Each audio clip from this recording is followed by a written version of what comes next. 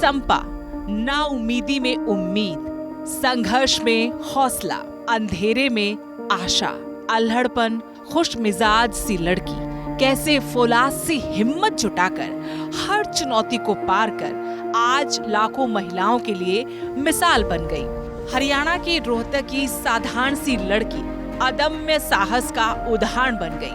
बस इसी कहानी को शब्दों में पिरोकर किताब का रूप दिया गया है। ये तो आप समझ ही चुके होंगे कि ये सिर्फ किताब नहीं, एक जिंदा अनुभव है। नई दिल्ली के प्रतिष्ठित इंडिया इंटरनेशनल सेंटर में 7 जुलाई 2026 की शाम एक ऐसी कहानी के नाम रही जो कितनी असहाय मजलूम महिलाओं को एक नई राह, नया हौसला दे रही है। वेस्टलैंड बुक्स द्वारा आयोजित इस विशेष समारोह में संपा, विश्वास, धैर्य और संकल्प की अनूठी दास्तान पुस्तक का भव्य लोकार्पण हुआ। ये एक ऐसी महिला की कहानी है जो विश्वास, धैर्य और अटूट संकल्प की मिसाल पेश करती है।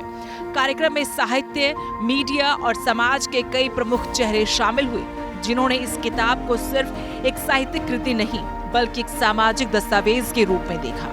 वक्ताओं ने एक स्वर में इस बात पर जोर दिया कि संपा आज के समय में महिला सशक्तिकरण की एक बेहद जरूरी और प्रासंगिक आवाज है। कार्यक्रम का संचालन करते हुए चर्चित मॉडरेटर ऋचा अनिरुद्ध ने संपा को एक भावनात्मक अनुभव बताया। उन्होंने कहा कि इस किताब को पढ़ते हुए वो कई बार भीतर तक हिल गई, लेकिन अंत तक पहुंचते पहुंचते उनके भीतर एक नई ऊर्जा और साहस का संचार हुआ।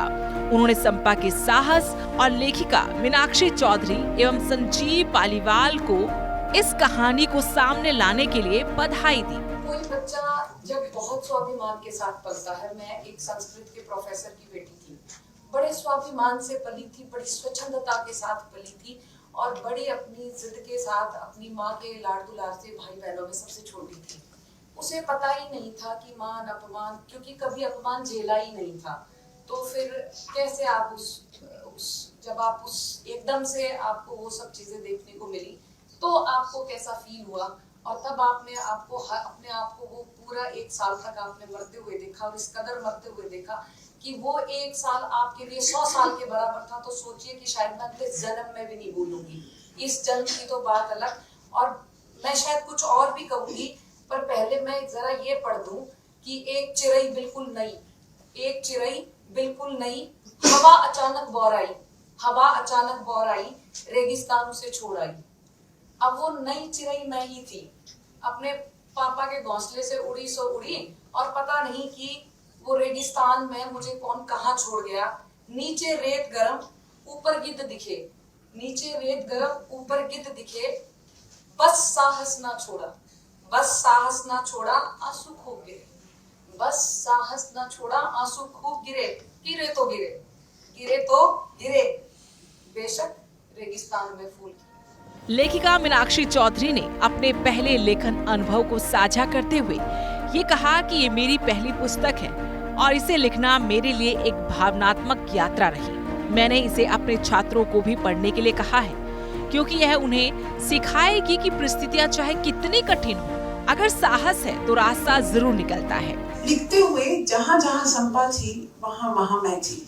मैंने उस एपिसोड पे, उस जगह पे खुद को इमेजिन किया और सच में बहुत पेनफुल था, बहुत पेनफुल। मैंने इसीलिए पहले भी कहा था कि मुझे बहुत जगह ऐसा लगा कि शायद मैं होती तो छोड़ देती, शायद उस बच्चे के लिए छोड़ देती कि ये इतना तड़प रहा है, तंग हो रहा है, मैं क्यों ना मैं इसी पे मेहनत कर लूँ। जब मेरी सरकार साथ नहीं दे रही, मेरे लोग मेरे साथ नहीं है, कोई विभाग, कोई मंत्री, कोई दफ्तर, कोई मिनिस्टर, कोई MP हाथ पकड़ने को तैयार नहीं है।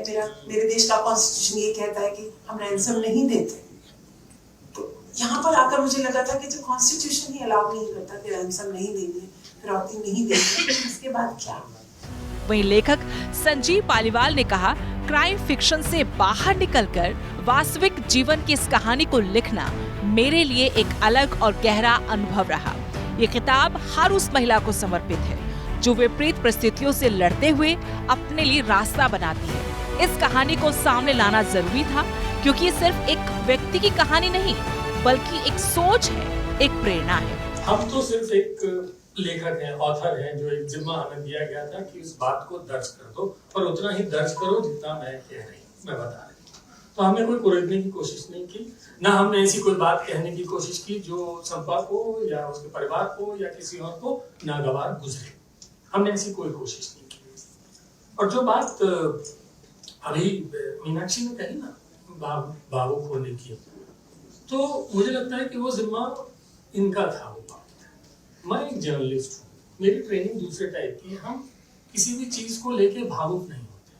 अगर हम इमोशनली अटैच हो जाएंगे उसके साथ, तो फिर हम उसके साथ इंसाफ नहीं कर पाएंगे। फिर हमारे अंदर यार तो हमें वहाँ रूथलेस होना पड़ता है। जो भी हम लिख रहे हैं उसके साथ अगर हम इमोशनली सोचेंगे तो फिर काम नहीं होगा, फिर नहीं हो पाएगा। तो मैं वहाँ इमोशनल नहीं था बिल्कुल भी। इसीलिए इनकी एंट्री जो होती है वो इसीलिए होती है कि वो पार्ट इनका था। मेरा काम ये था जो कंटेंट है उसका सिलसिला, और वो जिस रूप में जाना चाहिए उसी रूप में जाना चाहिए। वेस्टलैंड बुक्स की भाषाई इकाई एकता की प्रकाशक मीनाक्षी ठाकुर ने कहा, ये रोमांच और संघर्ष की गाथा की तरह लिखी एक सच्ची घटना है। एक स्त्री की कहानी जिसने सरकारी तंत्र से टकराकर अपने पति को बचाने का संकल्प लिया। जहाँ जहाँ संभव लगा के इससे बात की जा सकती है। इसने मयार स्टेटस पद या गरिमा का ध्यान नहीं रखा। अगर एक छोटी सी लड़की से जो दोस्त था उससे बात करनी थी तो उससे की, प्राइम मिनिस्टर के दफ्तर तक पहुंची, कुछ नहीं जुड़ा। ऐसे बहुत सारे एपिसोड्स आए और जंतर मंतर पे जब ये अकेली छूट गई थी पीछे से, और जब संपाली भगवान के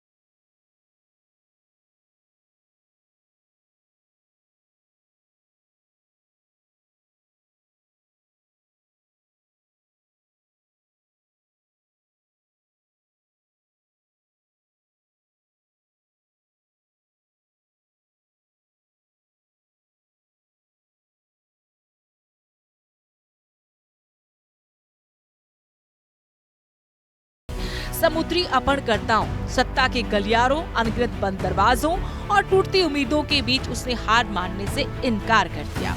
खुद संपा ने अपने सफर संघर्ष को साझा किया। यह कहानी है उस साहस की